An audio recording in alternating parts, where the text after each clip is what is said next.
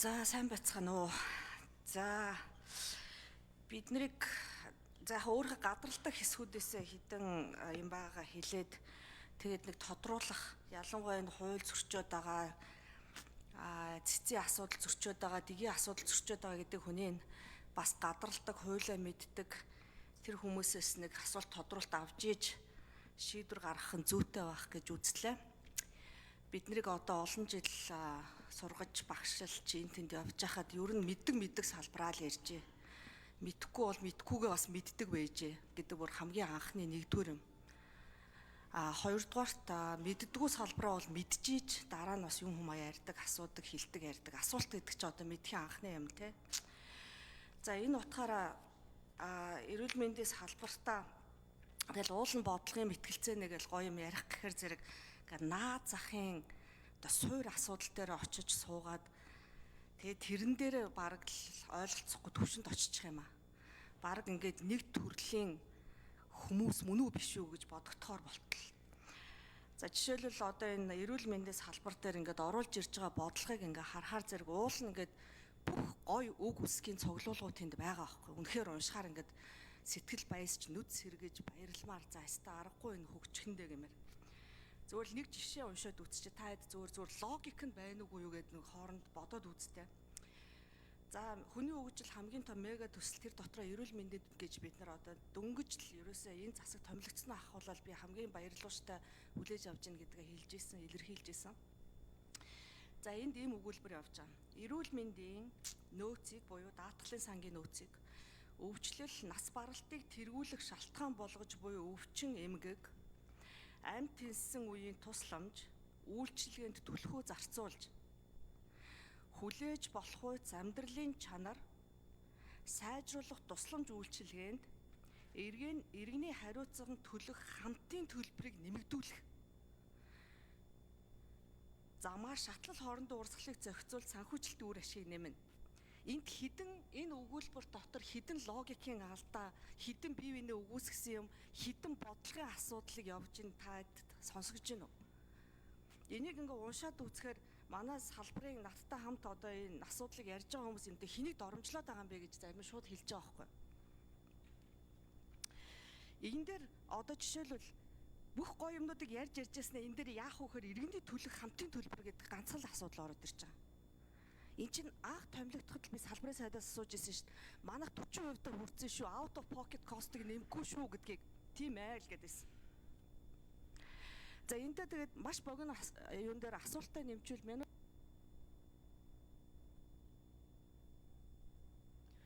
За ганмаа гişүн нэмж 1 минут. Тодруулъя. За энэ уулын сая ярьсан энэ логик дистаралыг яг ойлгоод мэдээд ярьдаг ийм бодлого зохицуулдаг ийм салбарын сайттай байхыг хүсэж байна хамгийн түрүүнд. Эдгээр асуудлыг харахаар худлаа ярьж гин эсвэл хулгайчуудыг өмөрж гин эсвэл би тэгээгүй ингээгүй бүр шал өөр юм болоо эсвэл хүмүүсийг өргөн дуурайлсан ийм жимлэгийн цалин нэмий гэхээр чин зэрэг хүмүүсийг босголоо энэ төр гэсэн тийм ойлголтгүй. Цаг хугацаа их бага байгаа учраас би одоо сайн зориг гишүүнд бичгийг оруулж ирсэн хүнээс асууя. Энэ үндсэн хуулийг зөрчсөн гэдэг асуудал төр бид юу яагаад байгаа юм бэ? Энийг нэг маш сайн ойлгомжтой энгийн хэлээр тайлбарлаад тач. Мөн дэгийн хуулийг зөрчөөд байгаа гэдэг асуудлыг сайн тайлбарлаад яриад өгөөч ард түмэд ойлгохоор баярлалаа. За эхлээд сайн зориг гişүн, дараа нь төрийн байгуулалтын байнгын орооны дараа самдаг очир гişүн нэмж хариулъя. Эсвэл төрийн байгуулалтын байнгын орооны дараагаас эхлэх үү?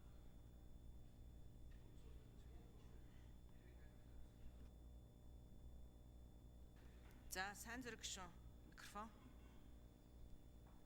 За ганмаа гişүнд бас тайлбарыг өгье.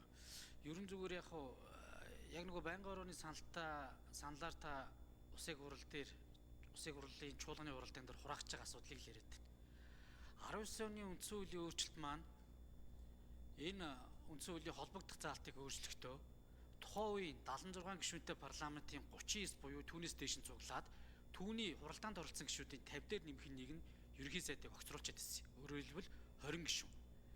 Энэ босхийг одоо өндөрсгөж шинэ парламентыг байгуулахдаа цаашдаа ер нь нийт гишүүн буюу ер нь нийт гишүүн гэдэг нь одоо 126-гийн 50 дээр нэмэх нэг нь одоо бас тодорхой хэмжээнд ерөнхий сайдыг огцруулах хэсэг асуудал дээр одоо байр сууриа хилжиж оролцох ёстой гэдэг энэ зарчмыг тогтоож өгсөн ийм агуулгатай заалт. За хоёрдугаарт энэ заалтыг засахдаа засгийн газрыг огцруулах гэж байсныг ерөнхий сайдыг огцруулах гэж өөрчилсөн юм. Бас агуулгын хувьд. Ягаад тэгэхээр ерөнхий сайд бол кабинетад хэрэгжүүлж байгаа. Өөрөөр хэлэх юм бол улсын хурлын өмнө энэ хууль хэрэгжүүлэх үйл ажиллагааг хариуцж байгаа хүн юм аа. Иймд одоо ерөнхий сайд огцорхоор засгийн газар бүрэлдэхүүнээр огцордог зарчмын өрөөнд томьёол агуулгын хувьд ингээд өөрчлөх нь зүйтэй гэж үзсэн. За дараагийн асуудал нь ерөнхий сайд огцорсон тохиолдолд 30 хоногийн дотор ерөнхий сайдыг томилох асуудлыг л хугацааны хувьд тодорхойлож өгсөн. Бусад асуудал ерөөсөө л явж байгаа дигээр явж байгаа. Тэгэхээр энд ямар нэгэн зөрчил байхгүй. За би яг зүгээр ингээд өөрийнхөө одоо логикоор энгийн байдлаар тайлбарлах гэдэг юм л та. Энэ асуудал чи өөрөө эргээ эрхэлсэн байнгаар орж байгаа. Төрийн байгуулалтын байнгаар орлоо. Гишүүд маань санал байр сууриа хэлээд саналаа өгч байгаа.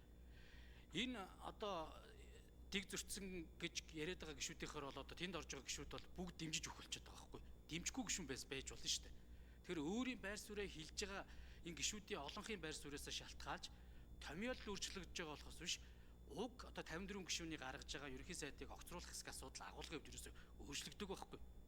Энэ асуудлыг л одоо ингээд чуулганы уралдаанд 64 дээр нэмэх нь одоо эсвэл 64-аас хасгах гэдэг байдлаараа конопоро илэрхийлэл нэг талд нь гараа шийднэ. Ерөөсөө л энэ. Тэгэхээр энэ асуудал дээр бол одоо үндсэн хуулийн зөрчил бол байхгүй. Үндсэн хуулийн агуулга бол энэ нийт гишүүдийн чинь 50 дээр нэмэхээс дээш хувь нь л оролцох ёстой шүү л гэдэг тэр үзэл санааг одоо илүү их бэхжүүлж энэ үндсэн хуулийн өөрчлөлтийг 19 онд хийсэн. Энэ асуудлыг нь ч гэсэн яг албан ёсны үндсэн хуулийн нэмэлт өөрчлөлтийг тайлбар танилцуулга нь ном хэлбэрээр гарцсан яг л энэгээр байж байгаа юм бэл. Ийм л зүйл юм гэж ойлгож байгаа. За төрийн байгуулалтын байнгын орооны дарга Самдаг Өчир. За. Үндсэн хуулийн зөрчсөн эсэх үгүйг бол улсын их хурлын гишүүд тайлбарлахгүй. Өчигдөр одоо үндсэн хуулийн цэцээр 2-3 гишүүн гүйж очсон юм шиг үл. Очиж байгаа газар нь зөв. Тэр газар чинь тайлбарлана. Тэр газар чинь дүгнэлтээ гаргана. Тийм учраас үндсэн хуулийн цэц зөрчсөн эсхийг бол үндсэн хуулийн цэцэл тогтоон. Тэрнээс энд байж байгаа 126 гишүүний хэн нэг нь тайлбарлаад өөрт ашигтайгаар тайлбарлаад ингэж явж болохгүй. Тийм учраас өчигдөр хуралдсан төрийн байгуулалтын байнгын хороо өнөөдөр санал хураахлаж байгаа улсын хурлын чуулган ямар санал томьёолдоор хураахж байгаа гэдэг бол бүгд хуулийн хүрээнд явж байгаа. 19 он хүртэлх болоод 19 оны өөрчлөлтөөр явж байгаа. Энэ хуулийн хүрээнд хурлууд явагдаж байна, санал хураалтууд явагдаж байна. Самдаг Өчир гишүүний микрофоныг нэмж өгье. Гүйцэд хариулъя. Энийг одоо тэгээд нэг олон нийтэд өөрсдөө ашигтай байдлаар тайлбарлаад хууль зөрчсөн юм шиг. Харин одоо өнөөдөр 13 цаг хүртэл хугацаанд энэ асуудлаа шийдэхгүй бол өстой жинхэнэ үндсэн хуулийн зөрчил рүү орох гэж байгаа шүү. Тийм учраас өнөөдөртөө багтааж үндсэн хуулийн зөрчил үүсэхгүй тулд 13 цагтаа багтааж өнөөдрийн санал хураалтаа эцэлэн нэг тийш шийдэх ёстой шүү. За.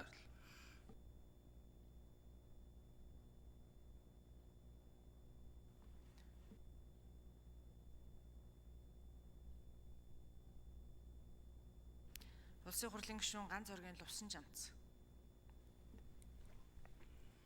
Өчигдөр өглөөнөөс хойш 24 цаг хамтдаа хүлээсэн 61 гишүүндээ баярлалаа. Ирээгүй нэгаан тэгээд цагаач барьж чаддгүй, ажилдаач ирж чаддгүй, өргөсөн тангаргаач мартд юм байна. Томилогдох болохоор 28 цаг. Бүгдийг сайхан болгоно, бүх асуудлыг шийднэ. Цалин нэмэн, тэтгэврийн нэмнэ гэж ярьж хагаад үүрээр томилогдоод явдаг. Байнгын орон дээр ажлыг нь үргэлжлүүлж хийе, хурж ирээ та хэд маань дахиад тайлбараа тавиачаа гэхлээр ирдэггүй юм байна. Би хууль тогтоох засаглалд орж ирээ 1 жил болж байна. Би Монгол улсыг хөгжинэ гэж итгэдэг залуучууд ирээдүг хүсэж байгаа. Ийм олон жил улсын хурлын гишүүн хийгээд хууль тогтоогоод давхар дээлийг хэд хэдээр нөмөрч өмсөд хэдэн удаа сайд хийсэн юм. Багш эмчнэрийн цалинг нэмсэн юм. Готарч байна.